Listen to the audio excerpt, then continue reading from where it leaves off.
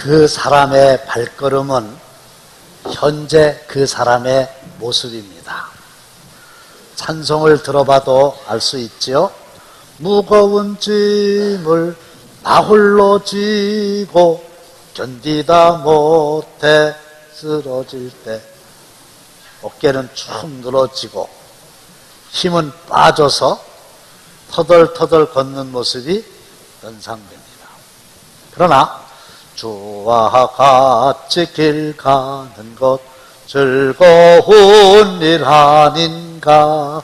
우리 주님 걸어가신 발자취를 밟게 다같이 한 걸음 한 걸음 한 걸음 한 걸음 한 걸음 한 거 주 예수와 주 예수와 함께 날마다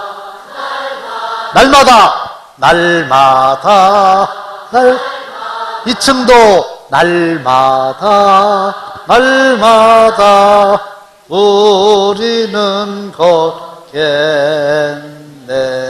이런 찬송을 부르는 사람은 분명한 목표를 향해서 즐겁고 기쁘게 걷는 모습이 연상되죠. 그 사람이 즐겨 찾는 발길은 현재 그 사람의 모습입니다. 제가 일생 동안 가장 많이 드나든 곳이 어딜까요? 답, 교회. 퇴직하신 분의 말씀이 기억납니다. 목사님, 저는 퇴직할 때까지 직장에서, 가정에서, 교회 이 세 군데밖에 다녀본 적이 없습니다. 그랬어요. 그분이 어디를 즐겨 찾는가를 알면 그분의 삶을 우리는 대강 짐작할 수 있죠. 근데 어떤 사람은 굳이 가지 말라는 데를 자꾸 가가지고 국가에서 발목에 발찌를 착용토록 하는 사람이 있죠. 사랑하는 성도 여러분, 다음 주일이 종려주일입니다만은 오늘 본문은 종려주일날 나귀 새끼를 타고 예루살렘을 찾은 예수님의 발걸음처럼 저와 여러분들의 발걸음도 그와 같게 되시기를 먼저 주님의 이름으로 축원합니다. 첫째로 예수님의 발걸음은 사명의 발걸음이었습니다. 예루살렘에 가까이 가서 예수께서 예루살렘에 들어가시니 지금 예수님은 예루살렘에 입성을 하시기 위해서 예루살렘을 향해서 가고 계신데 지금 예루살렘에는 누가 기다리고 있는가? 다 함께 시작!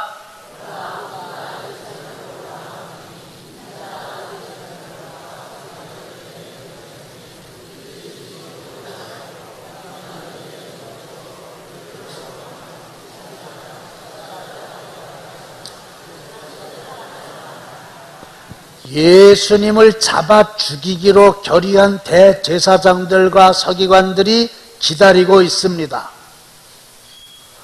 조롱하고 채찍질하고 예수님을 십자가에 못 박고자 하는 사람들이 예루살렘에서 지금 진치고 있습니다. 모른다면 모르지만 그것을 너무나 잘 알고 계시는 예수님이 지금 굳이 그 예루살렘을 향해서 걸어가고 계신 거죠. 왜? 십자가에 달려 돌아가시려고. 그러면 예수님 십자가 지기를 원하셨는가요? 아닙니다. 아버지여, 만일 아버지의 뜻이거든 이 잔을 내게서 옮기시옵소서. 하나님 아버지, 십자가 지기 두렵습니다. 십자가 지기 싫습니다. 십자가를 안 질 수는 없겠습니까? 무려 3번씩이나 거듭 이 잔을 내게서 옮기시옵소서. 힘쓰고 애써 더욱 간절히 땀방울이 핏방울이 되도록 내가 심히 고민하여 죽게 되었다. 십자가 지고 싶지 않은 겁니다. 그러면 안 가면 되잖아요. 그런데도 굳이 지금 예수님이 예루살렘을 향해서 돌아가고 계시다니까요. 이유가 뭡니까? 22장 42절에 보시면 다 함께 시작. 그러나 내 원대로 마시옵고 아버지의 원대로 되기를 원하나이다 하시니. 할렐루야. 나는 원하지 않아요. 나는 하고 싶지 않아요. 왜? 너무 힘드니까. 너무 어려우니까. 그런데 하나님이 원하시는 뜻이기에, 하나님이 하라 명하시기에 제가 그 일을 합니다. 그것을 우리는 사명이라고 합니다. 사도 바울의 사명을 확인해 보겠습니다.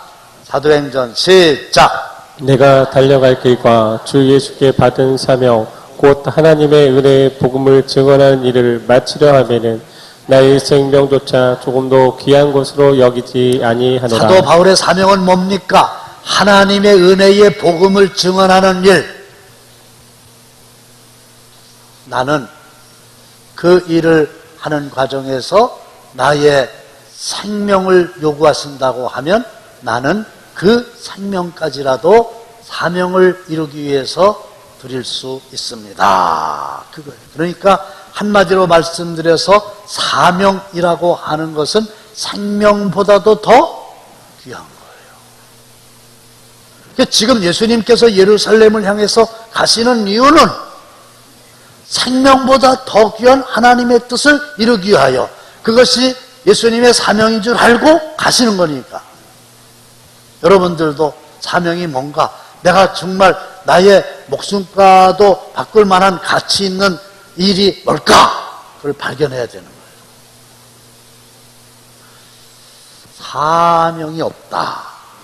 그러면 계속 살아야 되는 의미가 없는 거예요. 잔칫날 돼지를 잡잖아요. 왜 그런지 아세요? 이렇답니다.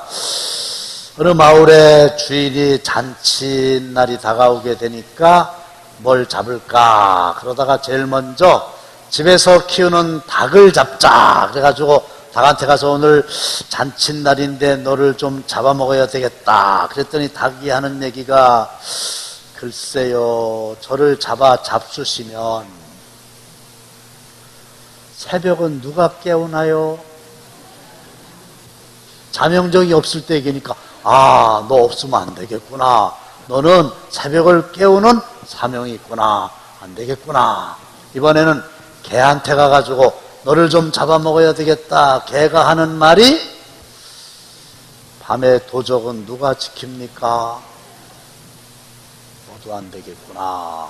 이번에는 소한테 가서 너를 좀 잡아먹어야 되겠다. 그랬더니 제 너머 살의 긴 밭은 누가 갑니까? 그렇구나. 마지막으로 돼지한테 가서 잔칫날 너를 잡아먹어야 되겠다. 그랬더니 저는 할 일이 없으니 저를 잡아 잡수십시오.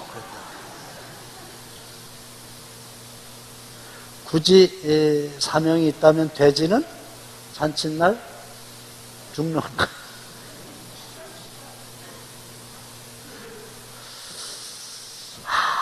예수님은 진짜 십자가를 지는 일이 하나님이 원하시는 일이기에 생명을 바쳐서 십자가를 지셨잖아요. 그게 사명의 길인데, 부르다 죽을 노래가 있는 사람은 행복하다고 했는데, 여러분들의 남은 생애에 생명처럼 귀한 사명을 발견하셔서 예수님 따라서 그 사명자의 길을 달려가게 되시기를 주님의 이름으로 축원합니다. 저한테 물으신다면 저는 단연코 주저함 없이 성전 건축이에요. 나에게 무엇을 원하신다 하더라도 다 드리고 싶은 마음으로 가득해 있어요. 두 번째로 예수님의 발걸음은 예언 성취의 발걸음이었습니다. 예루살렘에 가까이 오신 예수님이 제자들에게 명령하셨습니다. 나귀 새끼를 내게로 끌고 와라. 예수님이 어디다 나귀 새끼를 사서 보관해 놓고 계신가요? 아닌 것 같아요. 그래서 남의 집에 가가지고 나귀 새끼를 끌고 오면 주인이 가만히 있을까요? 그랬더니 예수님께서 하시는 말씀이 누가 무슨 말을 하거든 주가 쓰시겠다 하라 그러셨어요. 제자들이 갔어요. 나귀 새끼가 있어요. 끌러가지고 올라오려니까 그거 왜 가져가려고 그럽니까? 주인이 물었겠죠. 제자가 주가 쓰시겠답니다. 그러니까 그냥 줬다는 거 아니에요? 저는 우리 교회에 이렇게 주가 쓰시겠다 그러면 네 그렇게 하시죠. 이런 분들이 많아지셨으면 참 좋겠어요.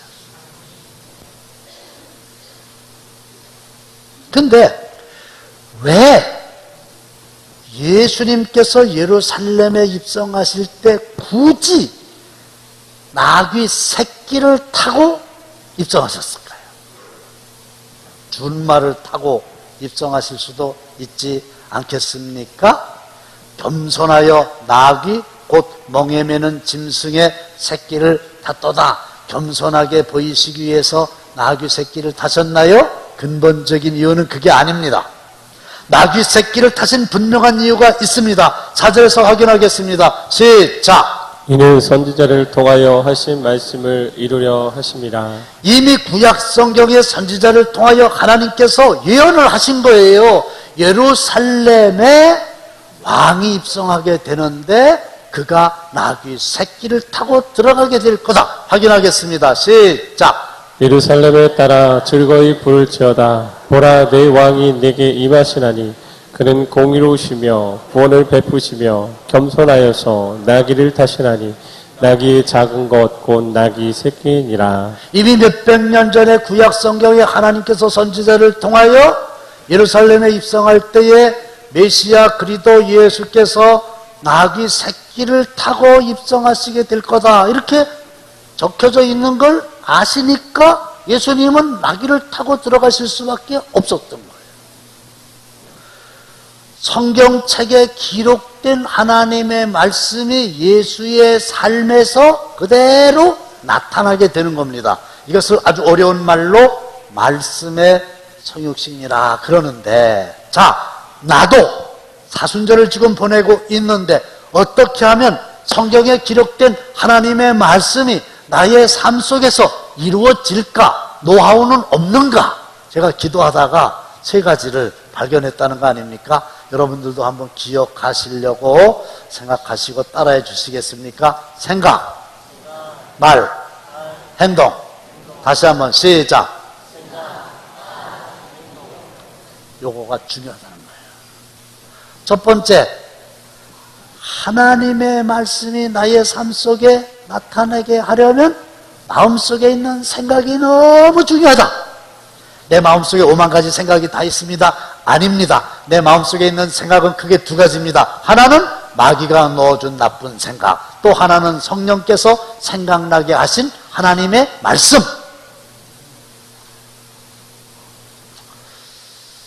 (4월달) 첫째 주일이죠.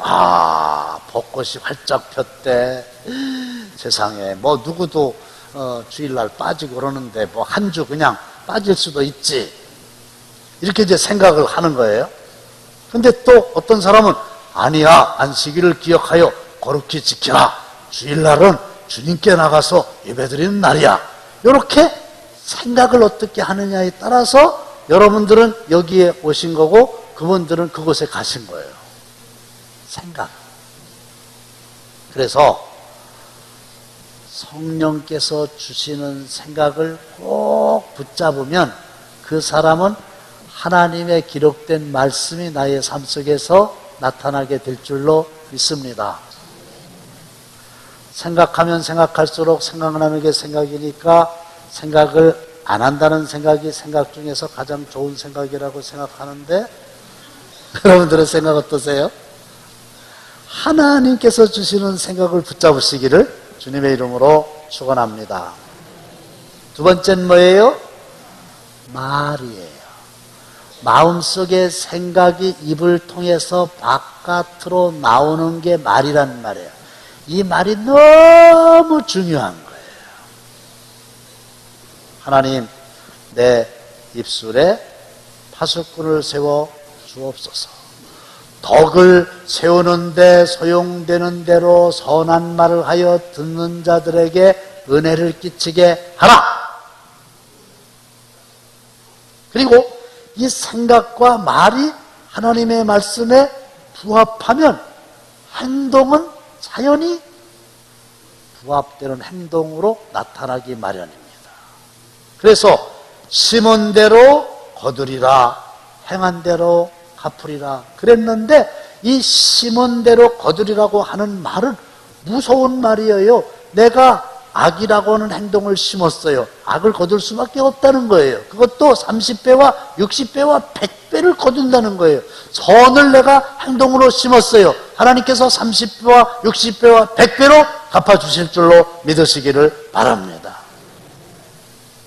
생각, 말, 행동, 이것이 기록된 하나님의 말씀과 잘 부합되게 하여 주옵소서. 그래서 고난주간 부활절 앞두고 우리도 하나님의 말씀을 이루는 예언 성취의 아름다운 발걸음이 되시기를 주님의 이름으로 축원합니다.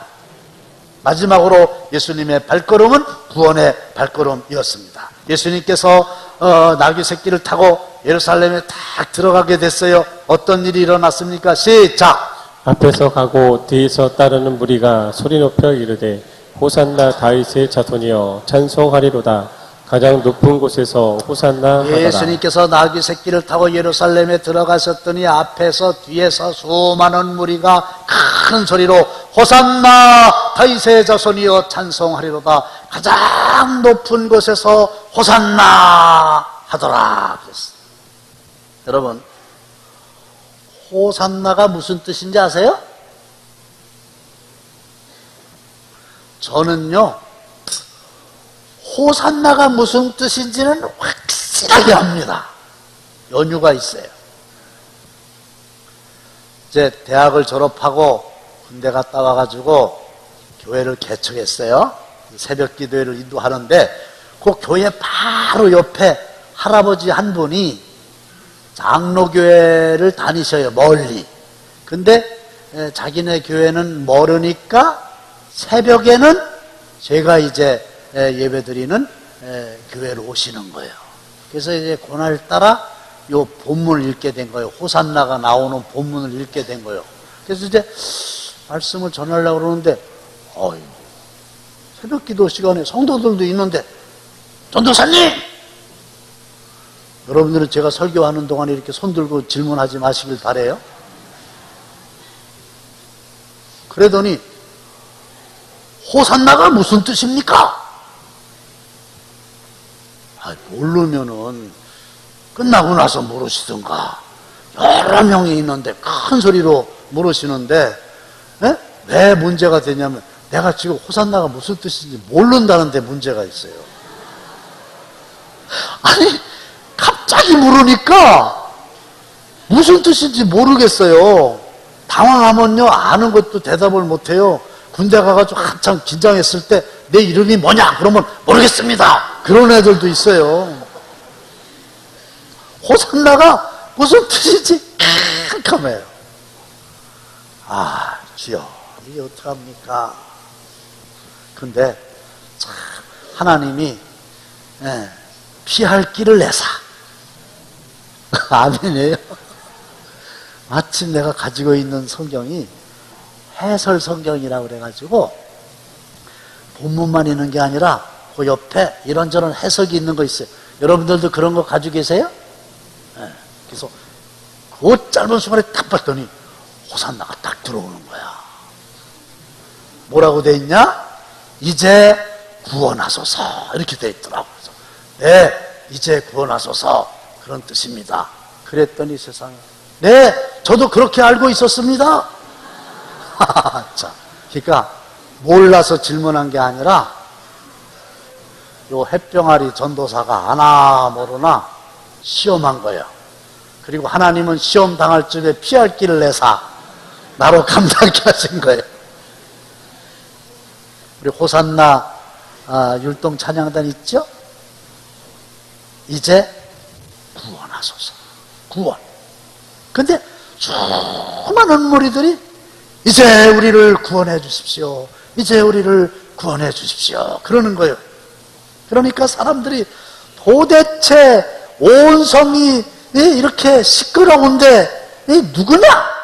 그랬더니 11절에 네, 갈릴리 나사렛에서 나온 선지자 예수입니다.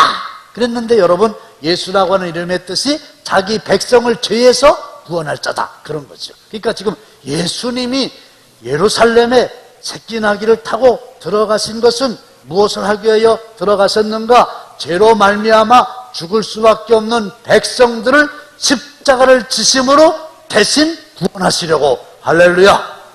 그래서 예수님의 발걸음이 구원의 발걸음입니다. 생각으로 지은 죄를 용서하시기 위하여 머리에 가시관을 쓰셨고, 손으로 지은 죄를 용서하시기 위하여 양손에 2개의 못을 받으셨고, 발로 지은 죄를 해결하시기 위하여 양발에 1개의 못을 받으셨고, 마음으로 지은 죄를 용서해 주시기 위하여 옆구리에 창을 받으신 거지요.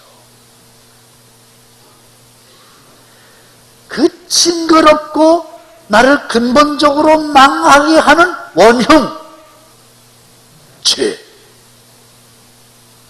삭슨 사망, 어떻게 영원한 생명으로 바꿀 수 있을까? 그게 예수님의 십자가에서의 죽으심이잖아요. 여러분, 이 세상에서 별거 아닌 사람이 너 죽고 나 살자, 이런 사람이에요. 그런 사람은 뭐 별거 아니에요. 자기가 죽게 생겼으면 너 죽고 나 살자니까, 자기가 살아야 되니까 막 도망가요. 진짜 무서운 사람은 어떤 사람이냐면 너 죽고 나 죽자. 여러분, 그런 말 하는 사람이 있으면요, 무조건 도망가시기를 바라요. 왜냐? 붙잡혔다 하면 죽는 거예요. 왜? 너 죽고 나 죽자는데, 같이 죽자는데, 어떻게 말립니까? 어떻게 하라고요? 얼른 도망가요. 잡히면 큰일 나요. 근데, 너 죽고 나 죽자는 사람보다 더 무서운 사람이 있는데, 어떤 사람이냐? 너 살고 나 죽는다.